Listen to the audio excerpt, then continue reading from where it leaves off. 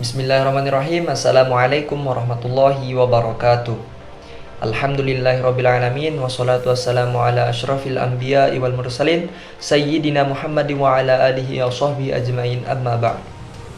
Pertama-tama, marilah kita panjatkan puja dan puji syukur kita kehadirat Allah Subhanahu wa taala yang telah memberikan kita nikmat sehat dan sempat sehingga kita dapat berjumpa lagi, bertemu kembali pada pertemuan sejarah peradaban Islam mengenai dinasti Abbasiyah. Baiklah, langsung saja kami dari kelompok 6 akan mempresentasikan tentang dinasti Abbasiyah secara keseluruhan. Baiklah, kita mulai dari sejarah berdirinya dinasti Abbasiyah. Dinasti Abbasiyah dapat dikatakan sebagai kelanjutan pemerintahan dinasti Bani Umayyah yang telah digulingkan sebelumnya. Dinamakan Kekhalifahan Abbasiyah karena para pendiri dan para penguasa dinasti ini adalah keturunan Abbas bin Abdul Muttalib, paman Nabi Muhammad SAW. Sebelum penggulingan kekuasaan dinasti Umayyah terjadi, para keluarga Abbas melakukan berbagai persiapan dengan melakukan pengaturan strategi yang kuat. Karena menurut Muhammad bin Ali, salah seorang keluarga Abbas, bahwa perpindahan kekuasaan dari satu penguasa ke penguasa lainnya memerlukan berbagai persiapan yang matang dan dukungan yang kuat dari masyarakat. Karena jika tidak, maka usaha untuk mengambil kekuasaan tidak akan berhasil, bahkan akan mengalami kegagalan total. Perubahan secara cepat atau revolusioner tanpa kesiapan jiwa dan dukungan yang kuat dari rakyat hanya akan menimbulkan korban sia-sia dan tidak membawa hasil maksimal. Oleh karena itu, sangat diperlukan pemikiran matang dan strategis yang dapat memperhitungkan keadaan untuk melakukan gerakan propaganda dengan atas orang yang terpilih dari keluarga Nabi Muhammad SAW. Dengan demikian, Muhammad bin Ali meminta kepada masyarakat pendukungnya untuk membantu keluarga Nabi Muhammad SAW. Propaganda ini dilakukan dengan cara yang amat cermat sehingga banyak tokoh masyarakat dan tokoh agama yang tertarik dengan propaganda tersebut. Sebagai basis pergerakan, Muhammad bin Ali menjadikan kota Kufah sebagai pusat kegiatan penyebaran dan propagandanya. Pengambilan kota ini sebagai pusat pergerakan didasari atas letak geografisnya yang sangat pas dan dapat dijadikan sebagai benteng pertahanan apabila terjadi serangan dari pasukan Umayyah.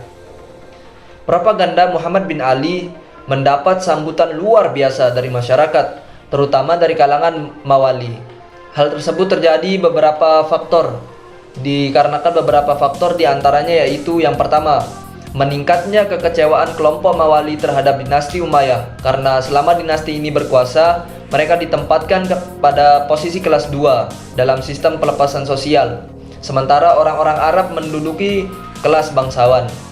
Yang kedua, pecahnya persatuan antara umat atau suku-suku bangsa Arab dengan lahirnya fanatisme kekuasaan antara Arab Utara, yakni Arab Mudariyah, dan Arab Selatan, yakni Arab Himariyah. Yang ketiga, timbulnya kekecewaan kelompok agama terhadap pemerintah dinasti Bani Umayyah yang dianggap sekuler. Mereka menginginkan pemimpin negara yang memiliki pengetahuan, wawasan, dan integritas keagamaan yang baik. Perlawanan dari kelompok Syiah. Ini yang keempat. Perlawanan dari kelompok Syiah itu menuntut hak mereka atas kekuasaan yang pernah dirampas oleh dinasti Bani Umayyah. Merampas hal tersebut, mereka tidak mudah melupakan peristiwa Karbala yang menewaskan keturunan Ali bin Abi Thalib. Atas dasar itulah, kemudian propaganda Muhammad bin Ali berhasil menggalang kekuatan guna melengsarkan kekuasaan dinasti Umayyah. Semula, propaganda yang dilakukan Muhammad bin Ali tidak menggunakan nama Bani Abbas, tetapi menggunakan nama Bani Hashim. Penggunaan nama Bani Hashim bertujuan untuk menghindari terjadinya perpecahan antara mereka dengan kelompok Syiah. Strateginya ini ternyata berhasil memadukan antara kekuatan besar bahkan lebih, yaitu antara para pendukung yang fanatik dengan Ali bin Abi Thalib dengan para pendukung dari kelompok lain. Untuk melaksanakan kegiatan propaganda tersebut, mereka mengangkat 12 orang propagandis terkenal yang tersebar di berbagai daerah seperti di Khurasan, Kufah, Irak, Mekah, dan beberapa tempat strategis lainnya. Di antara isu yang dikembangkan dalam propaganda tersebut adalah masalah keadilan yang selama ini diterapkan oleh pemerintahan pusat dinasti Umayyah yang bermarkas di Damaskus. Dari sekian banyak propagandis yang tersebar di tengah-tengah masyarakat, terdapat salah seorang propagandis terkenal dan berhasil menarik banyak pengikut adalah seseorang yang bernama Abu Muslim Al-Khurasani. Dia adalah salah seorang tokoh masyarakat Khurasan yang merasa dirugikan selama masa pemerintahan dinasti Umayyah. Dengan gaya kepemimpinan yang matang, ditambah dengan pengembangan isu yang menjadi bahan pembicaraan banyak masyarakat, ia berhasil menarik simpati masyarakat, khususnya masyarakat Khurasan, Persia. Masyarakat Marwa menyampaikan sumpah setia kepada Abu Muslim dan bersedia membantunya untuk kelancaran kegiatannya. Ia membentuk cabang dan perwakilan di setiap daerah sehingga banyak yang simpati untuk datang dan menyatakan setia kepada Abu Muslim Al-Khurasani untuk membela Bani Abbas dan Bani Hashim. Dengan dukungan ini, posisi Abu Muslim Al-Khurasani semakin kuat sehingga gerakannya menjadi kekuatan yang tidak tertandingi, bahkan merupakan salah satu gerakan yang ditakuti para penguasa Bani Umayyah. Melihat posisinya semakin terpojok, akhirnya Marwan bin Muhammad, penguasa terakhir dinasti Umayyah, menyelamatkan diri dari kejaran massa yang sedang marah menuju ke wilayah Mesir. Di Mesir inilah, tepatnya di Fustat, Marwan bin Muhammad tewas terbunuh pada tahun 132 Hijriah atau 750 Masehi. Terbentuknya khalifah terakhir dari dinasti Bani Umayyah ini menandai era baru dalam perjalanan sejarah pemerintahan Islam karena kekuasaan dengan sendirinya pindah ke tangan penguasa baru, yaitu para penguasa yang berasal dari keturunan Bani Hashim atau keturunan Abbas, yang kemudian di dinasti ini disebut dengan dinasti Abbasiyah. Dinasti ini berkuasa kurang lebih selama 5,5 abad, mulai dari tahun 132 sampai 656 Hijriah atau 750 sampai 1258 Masehi. Selanjutnya, periodisasi masa dinasti Abbasiyah. Masa kekuasaan dinasti Abbasiyah memiliki 37 khalifah, mulai dari masa pemerintahan Abul Abbas As-Saffah tahun 132 Hijriah atau 750 Masehi hingga pada masa pemerintahan Al-Musta'sim tahun 656 Hijriah atau 1258 Masehi. Periodisasi dinasti Bani Abbasiyah dibagi menjadi 5 periode, diantaranya sebagai berikut. Periode pertama, tahun 132 Hijriah sampai 232 Hijriah. Periode ini disebut periode pengaruh Persia pertama. Periode kedua, yakni tahun 232 Hijriah sampai 334 Hijriah. Periode ini disebut periode pengaruh Turki pertama. Yang ketiga, periode tahun 334 Hijriah sampai 467 Hijriah. Periode ini disebut periode pengaruh Persia kedua. Yang keempat, atau periode keempat, tahun 467 sampai 622 Hijriah.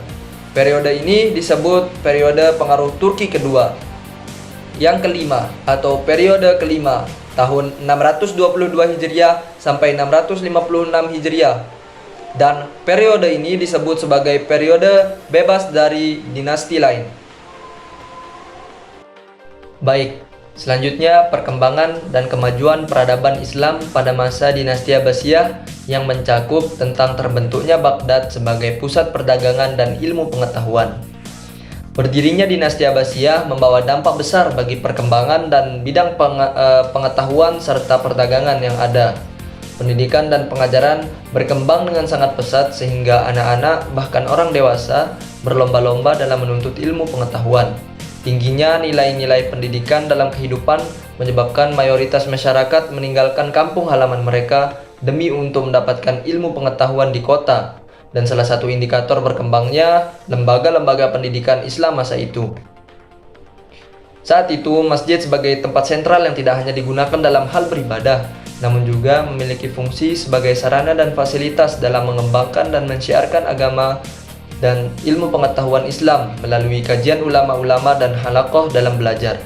Kemajuan yang ada pada masa dinasti Abbasiyah juga tidak terlepas dari stabilitas politik dan kemakmuran ekonomi kerajaan. Pusat kekuasaan Abbasiyah berada di Baghdad.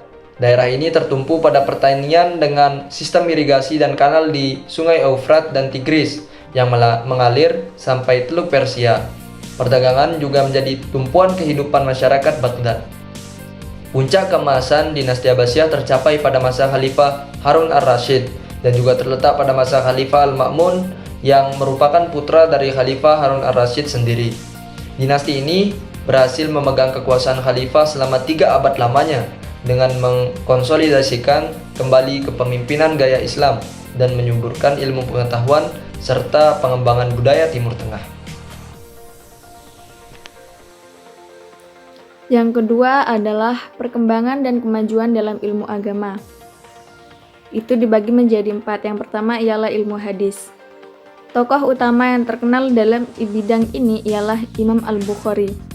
Ayahnya adalah seorang ahli hadis yang memiliki hubungan baik dengan Imam Malik, Muhammad bin Zaid, dan Abdullah Mubarak, yang dimana mereka adalah ahli hadis pada kalangan ketika itu. Kemudian tokoh kedua ialah Imam Muslim. Imam Muslim juga belajar dengan ulama-ulama besar lainnya. Salah satunya ialah Imam Al-Bukhari. Kemudian selain dua tokoh ahli hadis tersebut, yang terkenal masih ada yang lain seperti Ibnu Majah, Abu Daud, At-Tirmidzi, Imam Al-Nasai, dan Imam Baihaqi. Kemudian yang kedua adalah ilmu tafsir. Ilmu tafsir yang terkenal ada 3 tokoh. Yang pertama adalah Imam At-Tabari. Ia menulis tafsir yang berjudul Jami' al-Bayan fi Tafsir Al-Quran yang terdiri dari 30 juz. Yang kedua adalah Al-Suda. Ia menyandarkan tafsirnya pada Ibnu Abbas, Ibnu Mas'ud, dan sahabat-sahabat lainnya. Kemudian yang ketiga adalah Muqatil bin Sulaiman. Dalam melakukan analisis tafsirnya, selain menyandarkan pada para sahabat, juga mengutip riwayat dari Taurat. Kemudian yang ketiga adalah ilmu fikih. Nah, ilmu fikih ini ialah ada 4 madhab yang dikenal sampai sekarang. Yang pertama adalah Imam Abu Hanifah. Yang kedua adalah Imam Malik. Yang ketiga adalah Imam Syafi'i. Dan yang terakhir adalah Imam Hambali. Dan yang terakhir adalah tasawuf, di mana tasawuf ini ilmu yang mempelajari tentang ketuhanan atau biasa dikenal dengan sufimisme. Adapun tahapan-tahapan yang dilaluinya untuk mendekatkan diri kepada Allah. Yang pertama adalah zuhud. Zuhud yaitu kehidupan yang telah terbebas dari materi duniawi. Salah satu tokoh pada zuhud itu ialah Sufyan As-Sawri, Abu Hashim, dan Jabir bin Hashim. Kemudian yang kedua adalah mahabbah, yaitu rasa cinta yang sangat dalam kepada Allah Subhanahu wa taala. Tokoh yang terkenal pada saat itu ialah Rabi'ah Al-Adawiyah. Yang ketiga adalah ma'rifat, yaitu pengalaman ketuhanan. Maksudnya membacakan tentang ma'rifat telah terlihat pada ucapan Zunnun Al-Misri dan Junaid Al-Baghdadi. Yang keempat adalah fana dan baqo, yaitu suatu keadaan di mana seseorang sufi belum dapat menyatukan dirinya dengan Tuhan sebelum menghajarkan dirinya. Tokoh yang terkenal pada saat itu adalah Abu Yazid Al-Bustami. Kemudian yang kelima adalah ittihad dan hulul, di mana fase ini adalah seorang sufi telah merasakan dirinya bersatu dengan Tuhan. Salah satu tokohnya yaitu adalah Abu Yazid Al-Bustami. Sementara yang hulul adalah fase di mana Tuhan dalam pandangan kaum sufi telah bersemayam dalam diri manusia. Tokoh sufi dalam kategori ini adalah Al-Hallaj. Dan yang terakhir, selain tahapan-tahapan di atas, banyak juga salah satu tokoh sufi yang terkenal, salah satunya ialah Imam Al-Ghazali. Selain menjadi tokoh sufi, beliau juga menjadi seorang filosof dan mutakallim. Di antara karya besarnya dalam ilmu tasawuf ialah Ihya Ulumuddin. Yang ketiga adalah perkembangan dan kemajuan dalam ilmu pengetahuan. Dalam bidang ilmu pengetahuan ini banyak sekali yang berkembang pada masa Abbasiyah. Di antaranya ialah filsafat. Filsafat merupakan proses penerjemahan yang dilakukan oleh umat Islam. Kemudian para penerjemah saat itu tidak hanya menerjemahkan ilmu pengetahuan dan peradaban saja.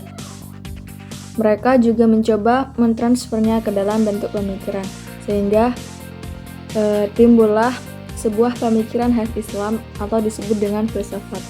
Di antara tokoh yang andil dalam perkembangan ilmu filsafat tersebut ialah Al-Kindi, Al-Farabi, Ibnu Sina, Al-Ghazali, Ibnu Rushd, dan lain-lain.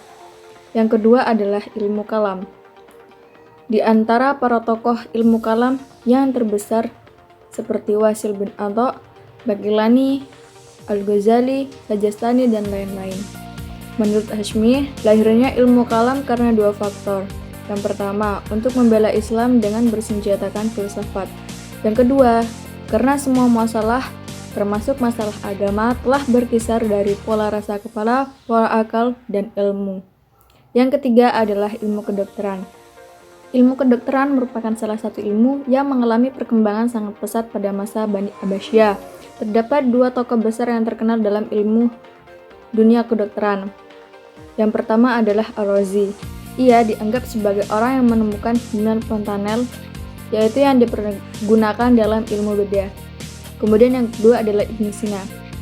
Karangannya yang berbentuk ensiklopedia Al-Qanun fi At-Tibb dianggap sebagai bahan terbaik dalam bidang kedokteran di perguruan-perguruan Eropa.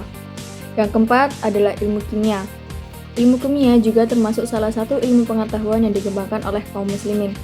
Di antara tokoh kimia adalah Jabir bin Hayyan.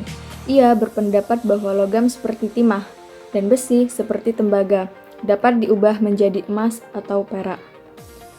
Yang kelima adalah matematika.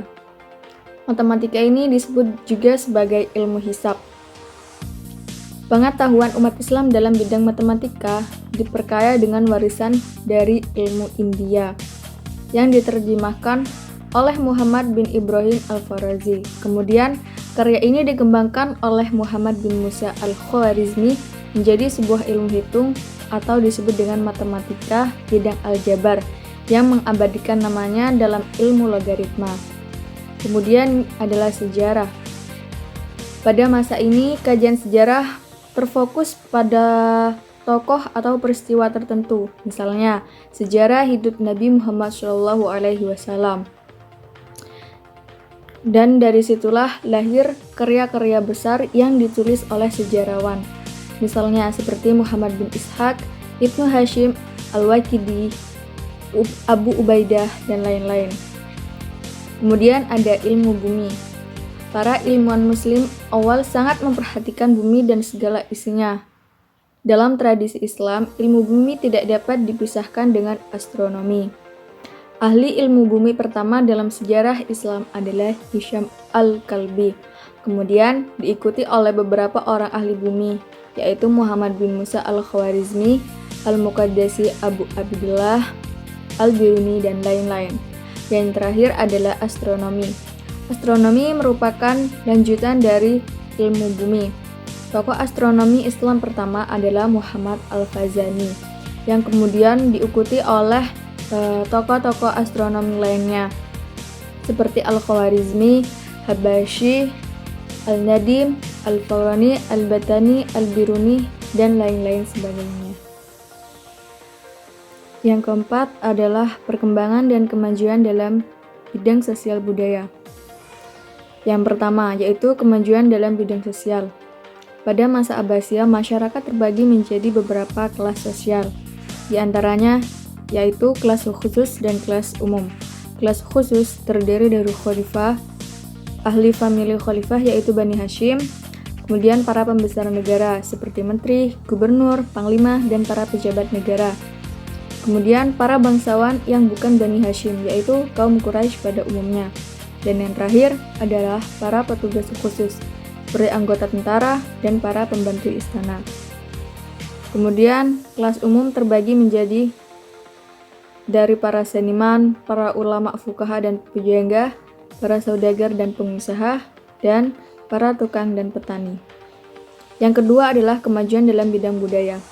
Selama masa pemerintahan dinasti Abbasiyah, banyak perkembangan yang terjadi, di antaranya adalah perkembangan bahkan kemajuan dalam bidang sosial budaya. Di antaranya ialah seni bangunan dan arsitektur, di mana membuat seni bangunan dan arsitektur masjid dan seni bangunan kota. Yang kedua adalah perkembangan bahasa dan sastra, yaitu perkembangan puisi dan perkembangan prosa. Dan yang terakhir adalah perkembangan seni musik, yaitu menyusun kitab musik dan pendidikan musik. Yang kelima adalah keberhasilan dalam bidang politik pemerintahan.